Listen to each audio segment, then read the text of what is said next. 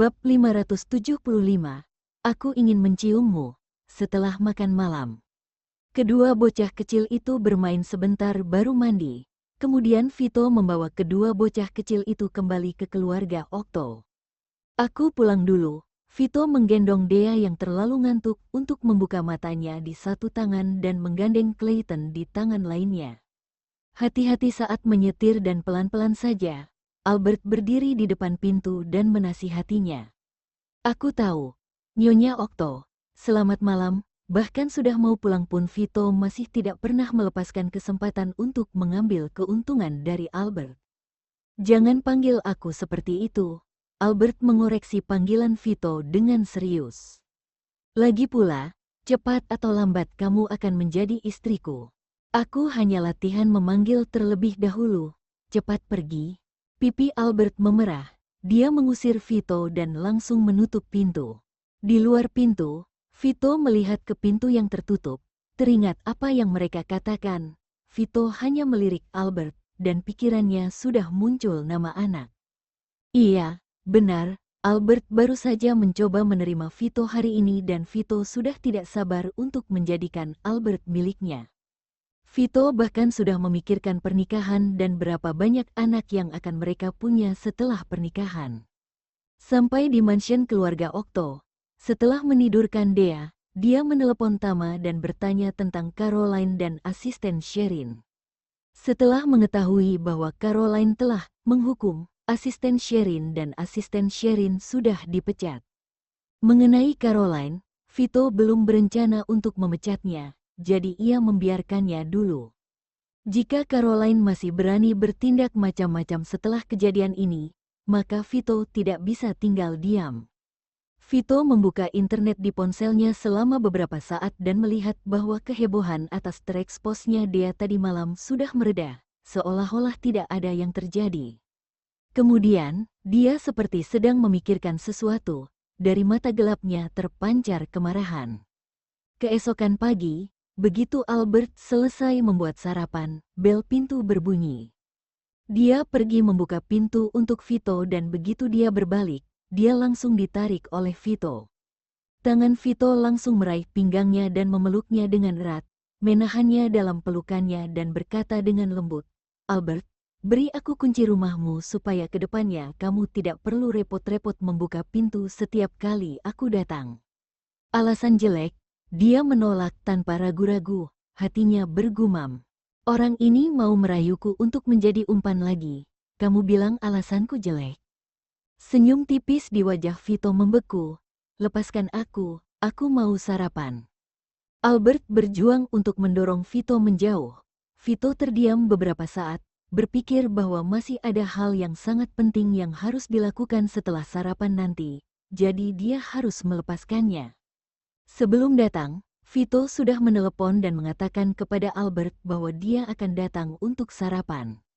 Jadi, Albert memasak sarapan untuk 2 orang. Jika bertanya kepada Vito apa hal favoritnya sekarang, dia pasti akan menjawab tanpa ragu-ragu, makan sarapan bersama Albert di rumahnya, tidak ada yang ganggu. Dea juga tidak ada di sini, bahkan jika mereka tidak berbicara satu sama lain, Vito juga merasa sangat puas di hatinya. Setelah sarapan, ketika mereka selesai berkumur dan hendak keluar, Vito meraih lengan Albert dan menekannya ke dinding di sebelah pintu. "Kamu, apa yang kamu lakukan?" Albert berkata dengan bingung, punggungnya menempel ke dinding. Sebenarnya, dari saat dia melihat Vito muncul, dia merasa ada yang janggal dengan pria ini hari ini, tetapi dia tidak tahu apa yang janggal. Pada saat ini, perilaku Vito telah meyakinkan dugaannya. Vito menundukkan kepalanya dan berkata dengan suara yang dalam dan seksi di telinga Albert, "Albert, aku ingin menciummu." "Kamu berani?" Jantung Albert berdetak kencang. Tangannya buru-buru menutup mulutnya, matanya penuh kewaspadaan saat dia menatap Vito. "Kalau begitu coba saja, apakah aku berani atau tidak?" Sentuhan panas melintas di mata Vito dan tubuhnya dengan cepat menekan lebih erat. Dia dengan mudah menyingkirkan tangan Albert yang menutupi mulutnya dan mengangkatnya ke atas kepala. telapak tangannya yang besar menggenggam bagian belakang kepala Albert. Menundukkan kepala, bibirnya yang tipis langsung menutupi bibir Albert yang lembut. Benak Albert tiba-tiba menjadi kosong selama beberapa detik, tidak sangka pria ini akan benar-benar mencium dirinya secara paksa. Setelah sadar kembali, Albert menemukan bahwa dirinya ditekan ke dinding oleh Vito dan tubuh mereka saling berdekatan. Ciuman Vito sangat mesra. Albert seolah-olah bisa merasakan suhu panas di tubuh Vito menebus pakaiannya. Selain itu, Albert sepertinya merasakan ada sesuatu yang berdiri dari tubuh Vito. Setelah Albert menyadari apa itu, pipinya langsung memanas. Khawatir bahwa Vito akan menjadi semakin agresif dalam beberapa saat dan situasinya menjadi tidak terkendali, Albert meronta dengan panik, mencoba keluar dari kendalinya. "Jangan asal bergerak." Vito menggertakkan giginya dengan tertekan dan napas hangat menyembur ke pangkal telinga dan leher Albert. "Kalau tidak, jangan salah aku kalau kamu tidak bisa pergi ke tempat syuting nanti. Kamu, lepaskan aku." Albert mengesampingkan wajahnya yang merah, tetapi tangannya masih menempel di dinding di atas kepalanya. Sama sekali tidak bisa mendorong Vito menjauh, normal bagi kekasih untuk berciuman. "Kamu harus mencoba menerima dan belajar berciuman. Kamu tidak boleh menolak begitu aku mencium kamu." Vito menggigit daun telinga Albert dengan ringan, lalu mencium leher putihnya yang lembut dan melepaskan tangan Albert. Seperti seorang guru yang mengajar siswa dengan serius, Vito berkata dengan lembut, "Kaitkan leherku dengan kedua tanganmu." "Tidak." Albert tersipu dan menolak, tidak berani menatap Vito. "Kemarin kamu meminta aku untuk mengajarimu bagaimana mencintaiku. Kamu lihat, aku mengajarimu sekarang, tetapi kamu tidak mau bekerja sama." Vito menghela nafas dan berkata, meraih tangan Albert, meletakkan tangannya di pundak dirinya. "Ada pertama kali pasti akan ada kedua kali. Kemudian secara bertahap kamu akan terbiasa." Albert merasa bahwa dirinya pasti mengalami gangguan otak kemarin, jadi dia baru mengatakan sesuatu seperti biarkan Vito mengajarinya cara mencintai Vito. Albert dipaksa untuk meletakkan tangannya di pundak Vito. Albert tersipu dan tidak berani menatap Vito, terus menundukkan kepala. Detak jantungnya sangat cepat dan ganas. Dia bahkan bisa mendengar detak jantungnya sendiri dengan jelas. Napas Vito mengelilinginya dengan kuat dan dengan setiap napas, aroma parfum yang jernih, berbau harum, dan sangat ringan dari Vito terhirup ke dalam paru-parunya. Napas Vito seperti membawa kekuatan magis, yang membuat Albert tak tertahankan, bahkan pikirannya menjadi kosong. Lalu Vito mencium Albert lagi. "Buka mulutmu, jangan tutup rapat. Aku tidak bisa menciummu lebih dalam." Suara Vito yang rendah dan lembut sangat mudah membingungkan orang. Aku tidak mau belajar lagi. Kamu lepaskan aku." Kaki Albert sedikit lemah, pipinya merah dan tangannya dengan lemah mendorong dada Vito. "Tidak, kamu tetap harus belajar meskipun kamu tidak mau." Setelah selesai berbicara, Vito mengatup bibir Albert dan tidak memberi Albert kesempatan untuk berbicara lagi. Lain kali baru ajar Albert. Sekarang, Vito hanya ingin menciumnya dengan ganas, cium sampai puas. Napas Albert menjadi pendek setelah dicium oleh Vito. Dia menjadi lemas dan tidak bisa berdiri. Albert yang kehilangan akal sehat bahkan tidak menyadari ketika dia dipindah dari tembok ke sofa dan membiarkan seorang pria melakukan apapun yang dia inginkan. Setelah waktu yang lama, Vito baru berhenti, menjauh dari bibir Albert, menopang sofa dengan lengannya dan menatap Albert yang sedang berbaring di sofa. Bab 576, Pernikahan diam-diam. Setelah cukup lama berciuman, Vito berhenti, menjauh dari bibirnya, menopang diri di sofa dengan lengannya dan menatap Albert yang berbaring di sofa. Pipinya memerah, terlihat bingung dan bibirnya sedikit terbuka dan terengah-engah. Jelas kalau Albert belum tersadar dari ciuman tadi. "Albert, aku mau bicara denganmu," Vito berkata di telinganya dengan nada menggoda. Albert mulai sadar kembali, mengangkat tangan dan mendorong bahunya. "Kamu bangun dulu, Apa yang terjadi kemarin di KRC International Entertainment, aku sudah lama memikirkannya setelah aku kembali ke keluarga Okto. Dia lanjut berkata, ayo menikah. Ketika kita menikah, kedepannya tidak ada yang berani bicara tentang asal-usul Dea. Oke?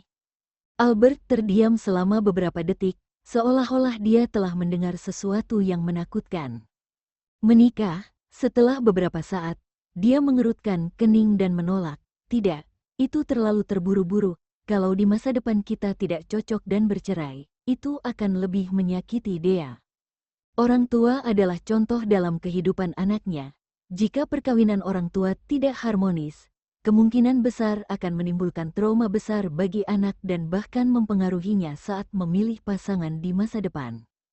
Dea masih muda, dia lebih suka mempertahankan statusnya saat ini. Saat ini Vito hanya mencoba untuk bersamanya dan jika dia memiliki ide mau bersamanya untuk waktu yang lama di masa depan, Albert akan membicarakannya nanti. Gimana kalau kita menikah diam-diam? Vito terus membujuk. Kita bisa dapat surat dulu dan masih akan hidup seperti ini. Jika di masa depan nanti kita menyadari bahwa kita tidak cocok satu sama lain, kita akan bercerai diam-diam sehingga tidak akan ada yang tahu. Kalau menurutmu kita bisa tetap bersama selamanya, kita menikah secara terbuka dan aku akan mengadakan pernikahan mewah untukmu. Karena takut Albert akan menolak, dia terus membujuknya. Aku Dedi Dea. Bahkan jika orang biasa di luar tidak tahu tentang ini, tapi tidak akan bertahan lama di kalangan kelas atas. Jika kita tidak menikah, orang-orang kalangan kelas atas pasti akan bergosip apakah Dea anak haram atau tidak. Saat tahu bahwa kamu yang memiliki hak asuh Dea, rumor itu mungkin lebih buruk untuk didengar. Albert, pikirkan Dea. Kenapa kamu tidak memikirkan Dea? Kalau kita menikah dan punya surat, maka Dea bukan lagi jadi anak di luar nikah, tapi dia adalah cucu sah dari keluarga Okto dan tidak akan ada orang yang mempertanyakan asal-usulnya lagi. Setelah mendengar kata-katanya, Albert menggigit bibirnya dan berpikir keras. Memikirkan apa yang dikatakan asisten Sherin kemarin, dia tidak bisa menahan amarahnya. Jika asisten Sherin tahu kalau Dea punya ayah, maka dia tidak akan berani berbicara buruk tentang Dea. Melihat dia mulai goyah, Vito terus berusaha untuk meyakinkannya. Jangan khawatir, ini hanya pernikahan tersembunyi, tidak merugikanmu. Ketika kita menikah, kalau kamu mengalami hal ini lagi, kamu bisa melawan dan mengatakan dengan jujur bahwa ayah Dea adalah aku. Jika pihak lain berani mempertanyakannya, lemparkan saja buku nikah kita ke muka mereka. Setelah Vito membujuknya dengan alasan yang masuk akal, Albert terdiam sejenak, merasa bahwa lamarannya tentang pernikahan tersembunyi terlihat sangat bagus, tetapi samar-samar merasa ada sesuatu yang salah.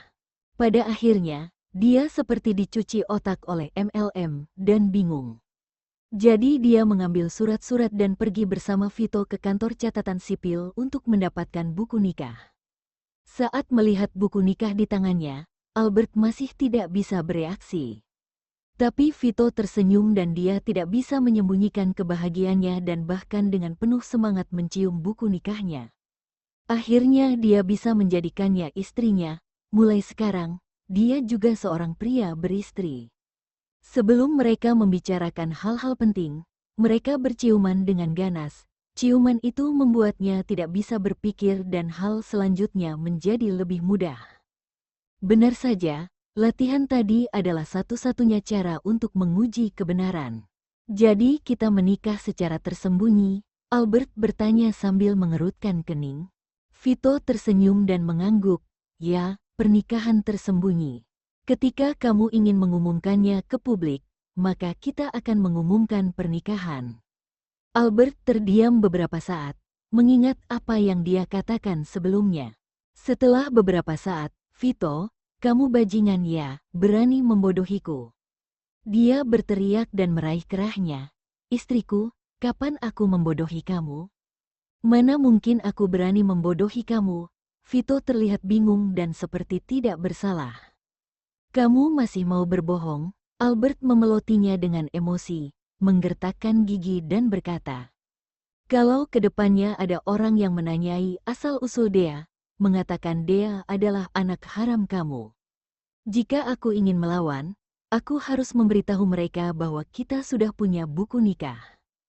Apanya yang pernikahan tersembunyi? Kalau gitu, tidak ada yang namanya pernikahan tersembunyi. Bajingan ini berani membodohinya. Kalau gitu, maka ini bukan pernikahan tersembunyi. Vito berkata dengan tenang, bagaimanapun, sudah ada buku nikah. Mulai hari ini Albert akan menjadi istri Vito. Bercerai, cepat ceraikan aku. Setelah dia selesai berbicara dengan marah, Albert menyeretnya ke kantor catatan sipil. Perceraian apa? Aturan keluarga Okto yang diturunkan dari generasi ke generasi, sekalinya kami menikah tidak akan ada yang jadi janda karena perceraian. Vito akhirnya mengungkapkan niat aslinya yang licik. Kamu baru saja bilang kalau kita tidak cocok, dan kita bisa bercerai. Albert menatapnya sambil menahan emosi. Istriku, aku hanya bercanda, dengarkan saja dan jangan dianggap serius. Kata Vito sambil melingkarkan lengan di pinggangnya dan tersenyum. Albert sangat marah sehingga dia tidak bisa berbicara. Pria bajingan ini, Vito, kamu pembohong. Kalau kamu tidak mau bercerai, aku akan merobek buku nikah. Saat Albert hendak merobek buku nikah, Vito langsung mengambilnya. Tidak baik langsung bercerai setelah punya buku nikah. Dia menenangkan amarahnya dan berjanji, untuk sementara kita akan menyembunyikannya selama setahun. Jika setelah 1 tahun, kamu masih tidak mau bersamaku, maka kita akan bercerai. Tapi jika setahun lagi, kamu merasa aku bisa menjadi suamimu, maka kita akan mengumumkan pernikahan. Baru saja kemarin Albert mencoba menerimanya, dan hari ini dia sudah punya buku nikah dengannya. Vito yakin bahwa dalam waktu kurang dari 1 tahun, Albert pasti akan bersedia untuk tinggal bersamanya seumur hidup. Lagi pula banyak orang bilang bahwa wanita mudah dibujuk, selama pria selalu memperlakukannya dengan baik, memanjakannya dan mengizinkannya bepergian. Aku tidak akan percaya sepatah kata pun lagi dari pembohong sepertimu. Albert menggertakkan giginya, mendengus, menghentakkan kaki dengan keras dan melangkah pergi. Albert sangat ragu apakah jangan-jangan Vito sudah memberinya narkoba pada saat dia berada di rumahnya. Pernikahan tersembunyi hanyalah kartu asmu. Kamu masih tinggal di tempatmu dan tidak ada yang akan berubah. Vito mengikutinya, memegang tangannya. Aku akan meminta seseorang untuk buat perjanjian dan menandatanganinya. Jika setelah 1 tahun kamu masih tidak mau menerima aku, kita akan bercerai.